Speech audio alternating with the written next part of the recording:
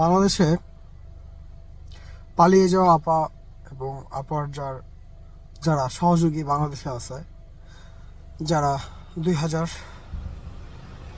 সাধারণ নিরীহ জনতাকে শুধুমাত্র আন্দোলনের জন্য হত্যা করেছে, গাড়ির মধ্যে পুড়িয়ে মেরেছে, যারা 15 বছর ধরে হাজার হাজার লক্ষ লক্ষ কোটি পাচার করছে, যারা এখন পালিয়ে যাওয়ার পরেও যাদের জন্য বাংলাদেশের সাথে যে দেশ খারাপ সম্পর্ক করে, মুস্তাফিজকে বাদ দিয়ে দেয়, তাদের সাথে আপা এবং আপার যে কীট পতঙ্গগুলা, জনগণ এদেরকে মানুষ মনে করে না আর কি।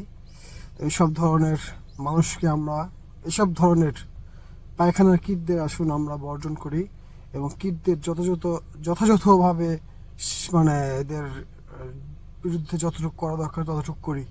এরা বেশি আস্ফলন করতেছে এবং বাংলাদেশে একটা দল এখন ক্ষমতা যাওয়ার জন্য এদের সাথে যোগাযোগ রাখতেছে, এদের সয় সম্পদের দায়িত্ব নিচ্ছে, এদের টাকা খেয়ে মার্সিডিজ বেঞ্জ মানে সয় সম্পদ রেঞ্জ রোভারে চলতেছে, বাংলাদেশে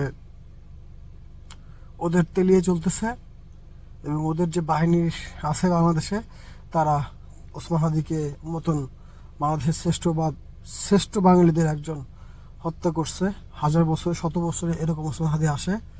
তো এদেরকে নাকি এই যে আজকে যুগান্তরে দেখলাম, নানক আওয়ামী লীগ নেতা নানক এবং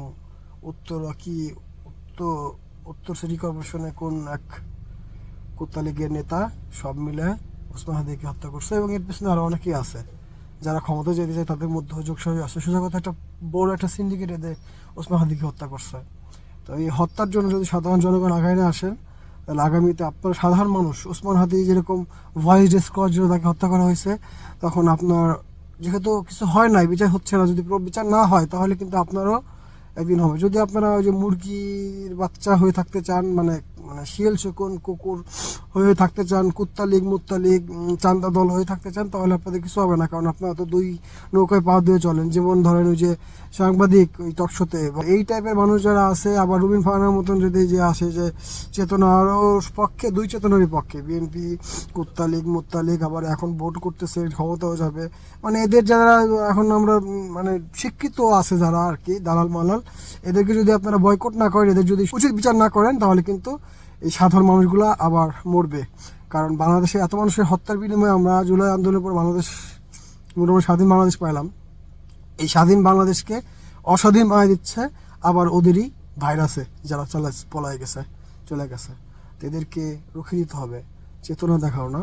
71-এ পাকিস্তানের করছে, পাকিস্তানের মানুষ মায়ের চলে গেছে, এখন পাকিস্তানে শোষণ করতেছে না। আর তুই এত আপার দেশের মানুষরা বাংলাদেশে শাসন করতেছিস, তাদের বীজ এখন বাংলাদেশে আছে, এদেরকে ধ্বংস করতে হবে করোনা ভাইরাসের ভ্যাকসিনের মতন। আল্লাহ হাফেজ, আসসালামু আলাইকুম। ইনকিলাব জিন্দাবাদ।